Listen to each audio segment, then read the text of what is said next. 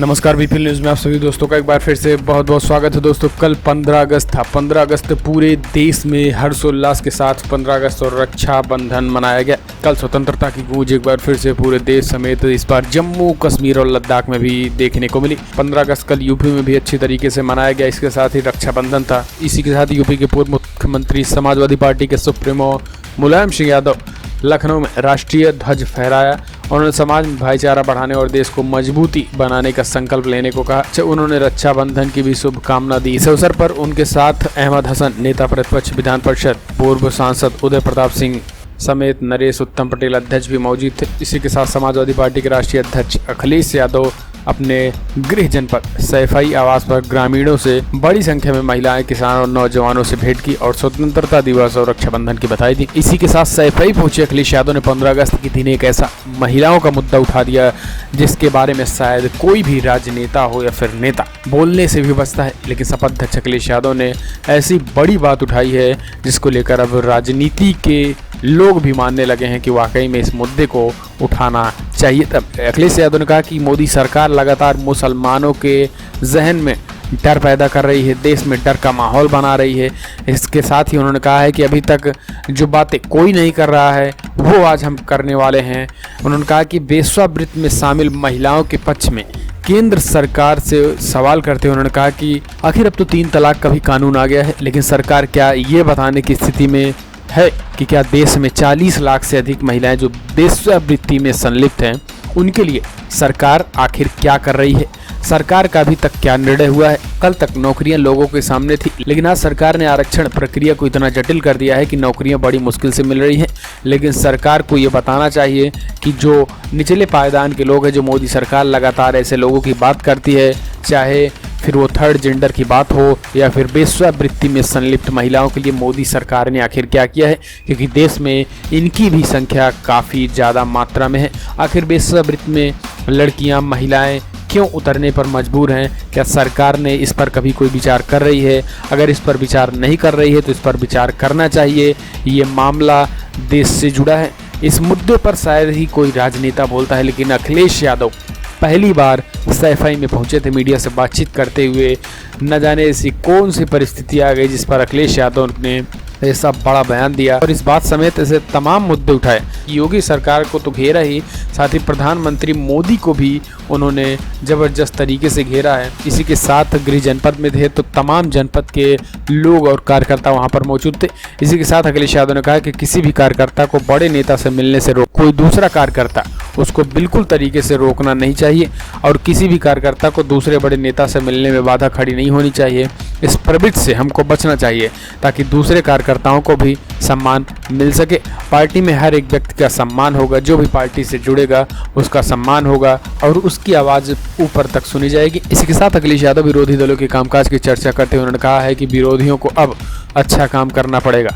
अगर हम उनसे अच्छा काम करेंगे तभी हम जाके सत्ता में आएंगे और सत्ता में हम पूरी तरीके से कार्यकर्ताओं को निर्देशित करते उन्होंने कहा है कि हमें ऐसे कोई भी काम नहीं करना होगा जिससे समाजवादी पार्टी की छवि धूमिल हो, अन्यथा हम विरोधी के सामने पिछड़ते ही रहेंगे। जहां विरोधी दल के लोग गांव देहात में अपने आप को मजबूत करने में जुटे हैं, उसी ढंग से पार्टी के लोगों को भी मजबूत करने की दिशा में काम करना पड़ेगा। लेकिन इस बात पर भी ध्यान देने की ज़रूरत है कि जो बूथ प्रभारी या फिर कार्यकर्ता हैं उनकी छवि कैसी है, क्योंकि इसका असर भी पार्टी के जन आधार पर पड़ता है। अगर बूथ प्रभारियों की छवि खराब है तो किसी भी सूरत में भरोसेमंद नहीं है और उनको वहां पर बूथ में बिल्कुल भी ना लगाया जाए। तो इस तरीके से अखिलेश यादव ने कुछ आने वाले बाईपोल्स के लिए टिप्स भी दिए हैं और 2022 की तैयारियों के लिए अखिलेश यादव अभी से ही जुट गए हैं। लेकिन जो बड़ा मुद्दा उन्होंने उठाया है वेश्यावृत्ति का, इसको लेकर पूरी तरीके से अखिलेश यादव इस समय चर्चा का विषय बन चुका है ये। हालांकि इस मुद्दे पर अभी तक किसी भी राजनीतिक पार्टी हो या नेता हो बोलने से बचता रहा है। फिलहाल चलते हैं अगली बड़ी खबर की तरफ से, जो कि निकल के आ रही है। मुख्यमंत्री योगी आदित्यनाथ को कल 15 अगस्त और रक्षाबंधन के दिन राज्यपाल आनंदीबेन पटेल ने राखी बांधी है। जी हाँ, दरअसल भाई बहन के प्यार का प्रतीक रक्षाबंधन त्यौहार पूरे देश में कल हर्षोल्लास से मनाया गया। रक्षाबंधन पर बहनें भाई की कलाई पर राखी भी बांधी। प्रधानमंत्री मोदी को भी राखी बांधने कई दूर दूर से लोग आए थे। सीएम योगी को भी राज्यपाल आनंदीबेन पटेल ने भी राखी बांधी है। गुरुवार को झंडारोहण और परेड में शामिल होने के बाद योगी राजभवन पहुंचे। जहां उन्होंने लगभग 1 घंटा बिताया। इस दौरान राज्यपाल आनंदीबेन पटेल ने योगी के माथे पर तिलक लगाया और कलाई पर रक्षा सूत्र बांधा। आनंदीबेन ने योगी को आशीर्वाद दिया। राज्यपाल ने योगी को मिठाई खिलाई और उनके सफलतम कार्यकाल की कामना की है। फिलहाल हम चलते हैं अगले बड़ी खबर की तरफ से, जो कि निकल के आ रही है छत्तीसगढ़ से, जहां पर छत्तीसगढ़ की कांग्रेस पार्टी की सरकार ने बढ़ाई है आरक्षण की सीमा। जी हां, हम आपको बता दें कि स्वतंत्रता दिवस के दिन छत्तीसगढ़ के पिछड़े समुदायों को सौगात देते हुए मुख्यमंत्री भूपेश बघेल ने राज्य में अनपिछड़ा वर्ग आरक्षण बढ़ाकर 27% और अनुसूचित जाति वर्ग का 13% करने का ऐलान कर दिया है। अनुसूचित जनजाति को 32% आरक्षण जारी रहेगा। राज्य में आरक्षण की सीमा बढ़कर अब 72% हो गई है। ओबीसी हो या फिर एससी, जिस तरीके से आरक्षण बढ़ाया गया है छत्तीसगढ़ में, उससे कहीं ना कहीं कांग्रेस पार्टी का विजन दूर तक है और माना जा रहा है कि अब जो इनिशिएटिव लिया गया है इससे अब छत्तीसगढ़ में कांग्रेस पार्टी और मजबूती की दिशा में बढ़ी है। फिलहाल चलते हैं अगली बड़ी खबर की तरफ से, जो कि निकल के आ रही दिल्ली से, जहां पर रक्षाबंधन पर मुख्यमंत्री अरविंद केजरीवाल ने महिलाओं को दी है बड़ी सौगात और डीटीसी बस में अब दिवाली के बाद से फ्री सफर करने को मिलेगा। जी हां, दिल्ली के मुख्यमंत्री और आम आदमी पार्टी संयोजक अरविंद केजरीवाल ने इस बार रक्षाबंधन पर महिलाओं को एडवांस में बड़ी सौगात दे दी। उन्होंने कहा है कि 29 अक्टूबर 2019 से दिल्ली परिवहन निगम डीटीसी और क्लस्टर बसों में औरतों को निःशुल्क सफर की सुविधा मिलेगी। 15 अगस्त 2019 को छत्रसाल स्टेडियम में सीएम बोले कि आप सरकार दिल्ली मेट्रो में भी महिलाओं को मुफ्त यात्रा की सुविधा देने के लिए काम कर रही है। केजरीवाल ने कहा है कि रक्षाबंधन पर मैं अपनी बहनों को तोहफा देना चाहता हूं कि वो भैया दूज पर 29 अक्टूबर से सभी डीटीसी और क्लस्टर बसों से मुफ्त में यात्रा कर सकेंगे। इसके साथ ही सुरक्षा सुनिश्चित होगी। इससे पहले उन्होंने महिलाओं को सार्वजनिक बसों और मेट्रो में मुफ्त सेवा देने की घोषणा जून महीने में ही कर दी थी। मुख्यमंत्री आगे बोलते हुए कहा है कि इस कदम से हमारी बहनों और सपनों का पूरा कर सकेंगे, जिन्हें काम और पढ़ाई के लिए लंबी दूरी तय करनी पड़ती थी। औरतों को फ्री सफर की सुविधा का विरोध करने वाले निशाना साधते हुए उन्होंने कहा है कि उनकी आपत्ति हर चीज़ को मुफ्त करने को लेकर है। मैं उन्हें बताना चाहता हूं कि मैं पैसे को उड़ा या फिर चोरी नहीं कर रहा हूं।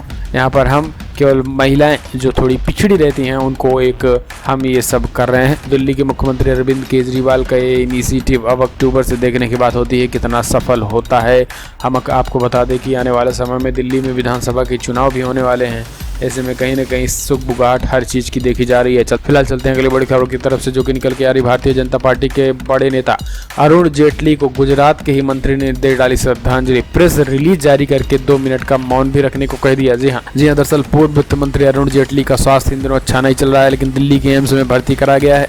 उनकी हालत नाजुक लेकिन स्थिर है। जेटली का स्वास्थ्य जानने और उनसे मिलने प्रधानमंत्री नरेंद्र मोदी समेत भाजपा के कई दिग्गज नेता अस्पताल पहुंचे। इस बीच गुजरात के पर्यटन राज्य मंत्री वासन अहिर ने कुछ ऐसा कर दिया जिससे पूरी पार्टी शर्मिंदा होनी पड़ी।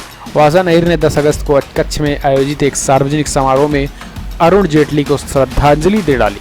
टाइम्स ऑफ इंडिया की रिपोर्ट के मुताबिक गुजरात के पर्यटन राज्य मंत्री न केवल जेटली के निधन पर दुख व्यक्त किया, बल्कि वहां मौजूद किसानों और गणमान्य लोगों ने भी 2 मिनट का मौन रखा। समारोह का आयोजन कच्छ के मांडवी तालुका के बिदाद गांव में किया गया। विधायक की इस गलती को आगे बढ़ाते हुए कच्छ सूचना विभाग ने इस समारोह को लेकर एक प्रेस विज्ञप्ति जारी की। विज्ञप्ति में यह दावा किया गया कि जेटली को गणमान्य लोगों और किसानों द्वारा श्रद्धांजलि दी गई थी। आपको बता दें कि आईसीयू में रखा गया है जेटली को, लेकिन हम आपको बता दें कि फिलहाल अभी उनका ट्रीट चल रहा है। लेकिन जिस तरीके से भारतीय जनता पार्टी के विधायक, कोई मामूली बात नहीं, विधायक जिस तरीके से यहाँ पर अव्यवस्था देखने को मिली, उससे साफ साफ जाहिर होता है कि न उनको देश की राजनीति का ज्ञान है और न देश में क्या चल रहा है इसका ज्ञान नहीं है। लेकिन विधायक बन के बैठे हैं ऐसे नेता, देश में क्या बदलाव कर पाएंगे ये तो वक्त ही बताएगा। फिलहाल चलते हैं अगली बड़ी खबर की तरफ से, जहां पर रक्षाबंधन के दिन प्रियंका गांधी वाड्रा ने राहुल के लिए एक प्यारा सा ट्वीट लिखा है और 3 दशक लगभग 30 साल पुरानी एक फोटो ट्वीट किया जाए। दरअसल कांग्रेस महासचिव प्रियंका गांधी वाड्रा ने गुरुवार 15 अगस्त को रक्षाबंधन पर भाई राहुल गांधी के लिए एक प्यारा सा ट्वीट किया। उन्होंने इसके साथ ही लगभग 3 दशक पुराना भाई के साथ अपना फोटो शेयर किया। राहुल उसमें उन्होंने प्यार दुलार करते और पुचकारते दिख रहे थे। प्रियंका ने पुरानी यादों को ताज़ा करते हुए राहुल के लिए लिखा कि वो दुनिया के सबसे अच्छे भाई हैं। प्रियंका ने भाई को टैग करते हुए ट्वीट किया कि राहुल, मुझे लगता है कि चीज़ें अभी भी नहीं बदली हैं। हाँ, आप दुनिया के सबसे अच्छे भाई हैं। कांग्रेस महासचिव ने इस ट्वीट के साथ जो फोटो शेयर किया था उसमें राहुल और प्रियंका प्यार दुलार करते 2 तस्वीर थी। पहले वाले में राहुल मुंह बनाते हुए प्रियंका को पुचकार रहे थे, जबकि दूसरे में वो उनके गाल को पकड़कर प्यार कर रहे थे। फिलहाल आज की बड़ी खबरों दोस्तों इतना ही। वीडियो पसंद आया तो लाइक करें, शेयर करें, कमेंट के माध्यम से अपनी राय देना ना भूले कि आप जिस तरीके से सभाध्यक्ष अखिलेश यादव ने एक ऐसा मुद्दा उठाया जिसको शायद कोई भी राजनेता बोलने से हिचकता है। अगर आप मानते हैं कि ये मुद्दा वाजिब है तो इस वीडियो को दिल से लाइक करें, साथ ही चैनल को सब्सक्राइब करना ना भूलें, कमेंट के माध्यम से अपनी राय देना ना भूलें।